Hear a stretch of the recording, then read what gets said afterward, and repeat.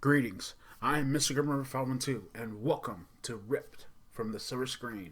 Tonight, we pay tribute to the late Sid Haig as we take a look at the 2019 film Three from Hell. This is the third film in the Firefly trilogy that was directed by Rob Zombie, and it stars Sherry Moon Zombie, the late Sid Haig, Bill Moseley, and Richard Brake. And usually I would do a Reaper Reel movie review for this. But I wanted to make this a ripped episode. Usually this would be a ripped episode, but it's not. Usually it would be Reaper Reel movie review episode, but it's not going to be that. Because I wanted to talk about this movie in the worst way possible. This movie... Okay, before I get into the plot, like always, major spoilers, by the way. There's going to be major spoilers, so I'm going to talk about the plot. I'm going to go through all that, and I'm going to talk about this movie, because this movie needs to be discussed. This movie, I don't know why why people disliked it so much. Why it got hated by the critics. I thought that this movie was pretty badass. But anyway, we're gonna take a look at the plot for it. We're gonna go through the plot, and then as always, I'm going to talk about this movie and stuff like that. So, with that in mind, let us partake. So here we go. The film opens with several news reports covering the events of the prior film, which was The Devil's Rejects. Through the reports, it is revealed that Baby, Otis, and Captain Spaulding, played by the late Sid Haig, miraculously survived their shootout with the police, and that they will be tried for their crimes. The trial is widely covered nationwide and becomes a cause celebre, or something like that.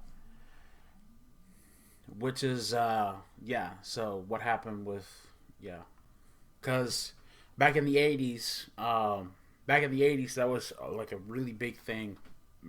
Killers like John Wayne Gacy and stuff like that. Resulting in the organization of protests that insist the trio's innocence. Bullshit. Numerous fanatics also adopt the chant "Free the Three," claiming that their crimes were committed as a means to fight against the system. Despite this, all three are found guilty and sentenced to life in prison. In addition to the final verdict, Captain Spaulding is executed via lethal injection. However, Otis is reunited with his half-brother, Winslow Foxy Coltrane, yeah. The two manage to escape from jail while doing outside prison work, and in the process kill Rondo, who was a villain. Of course, who was played by, if I remember correctly, Rondo is played by Danny Trejo. Now, if you guys remember, he was in the Devil's Rejects, and I think he had a part in House of a Thousand Corpses. I think, if I remember correctly. Let's see. Okay. In the process, they kill Rondo, who was arrested after the end of the previous film. Yeah, he was as well, and sent to the very same prison. Meanwhile, Baby unsuccessfully seeks parole as her mental state has further deteriorated since her incarceration. There's a freaking scene in this movie We're gonna get to it here in a little bit, but yeah, she's out of her goddamn mind. Once free, Otis and Foxy begin planning to free Baby from prison. To accomplish this, they kidnap the family and friends of the prison warden, Virgil Dallas Harper. I thought he was an asshole. Otis and Foxy demand that Harper help Baby sneak out of prison, or they will murder everyone they hold hostage. Harper follows their commands and sneaks Baby out of prison by disguising her as a guard. However, once Baby is freed, Otis and Foxy decide to eliminate the loose ends and kill all the hostages. What was the fucking point of that? I don't get it. As well as Harper. Now united, the three are undecided as to what to do next, but eventually decide to flee to Mexico.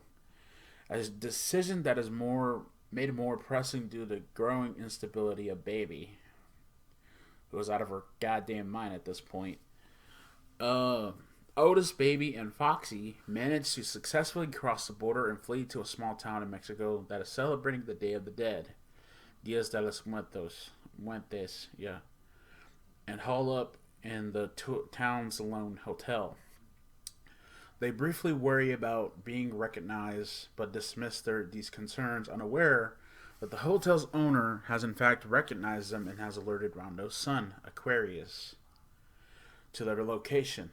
The owner keeps them occupied with both the celebration and local prostitutes. Otis, just as Aquarius's men break into the whorehouse.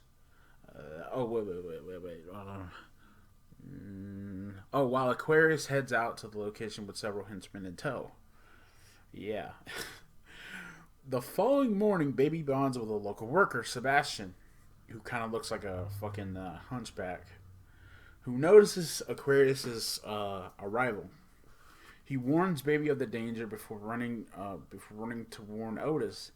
Just as Aquarius's men break into the whorehouse, Otis and Sebastian hold off the attackers until Foxy arrives and rescues them both.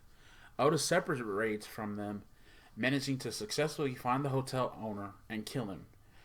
During this time, Baby manages to kill several of Aquarius's men using a bow and arrow set she took from Harper's house. Eventually, Foxy and Baby are outmatched by Aquarius and taken prisoner. During this, Sebastian is shot and left for dead.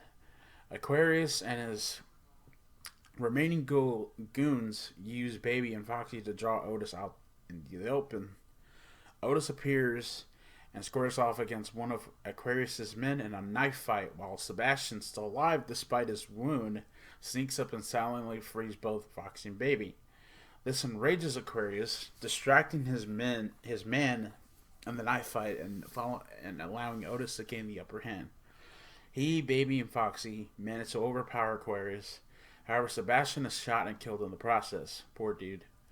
The film ends with the trio immolating Aquarius before walking off into the Mexican town, thus ending the final film of the Firefly trilogy. So, let's talk about Three from Hell. How can I say it in a way that you can understand it? This movie was fucking fantastic. I saw both House of a Thousand Corpses, which I will get to soon, and The Devil's Rejects, and both were really good. Even though kind of House of a Thousand Corpses kind of had the pace was kind of off with that one and stuff like that, but I still felt like these three movies together are fucking awesome and freaking good. I don't know what the hell the critics were smoking when they said that this movie sucked. I don't know why people. I don't know why. Oh, okay. yeah, so they were saying that it was a repeat of the previous films. I never felt that. I never felt that. I never felt that. Um, uh, this was a fun movie. This was a fun movie. I had fun watching this movie from start to finish. It's kind of a slow burn.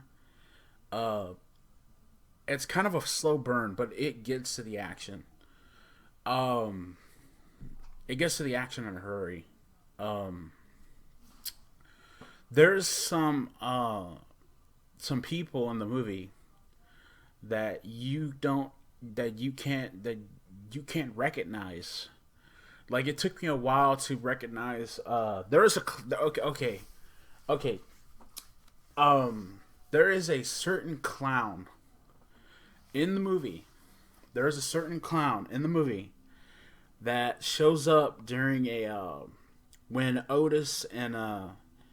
Otis and what's his face when Otis and his half brother have the girlfriend, the two girls and the it was the two girls and the two guys they had hold hostage.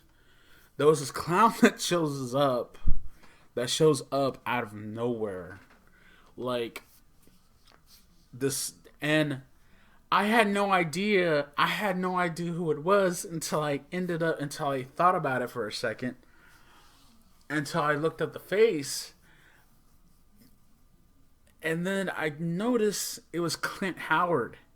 Of course, you know he is from such movies as the Apollo. What is it? Apollo 13, I think.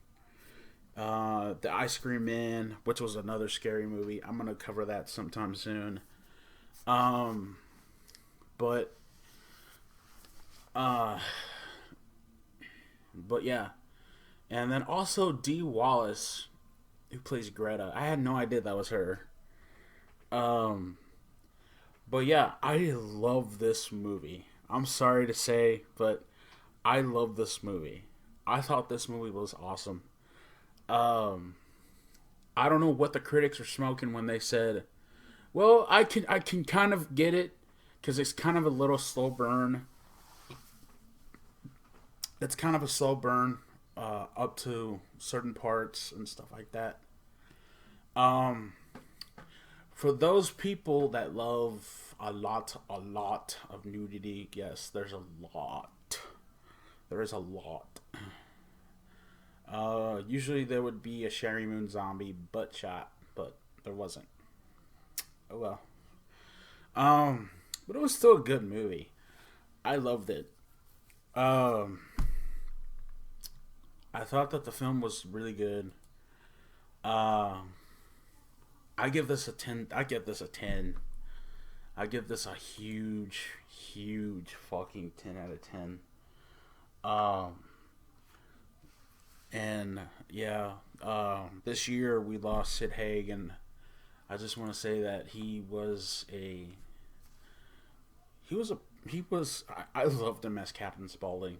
Um, Captain Spaulding has to be the funniest motherfucker you've ever seen in your life. But yeah, he's funnier than a son of a bitch. But this movie was brutal, like really brutal. If you love The Devil's Rejects and you love House of a Thousand Corpses, you'll probably love this one.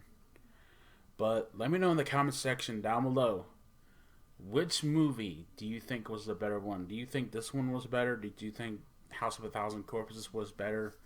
Did you think The Devil's Rejects was better?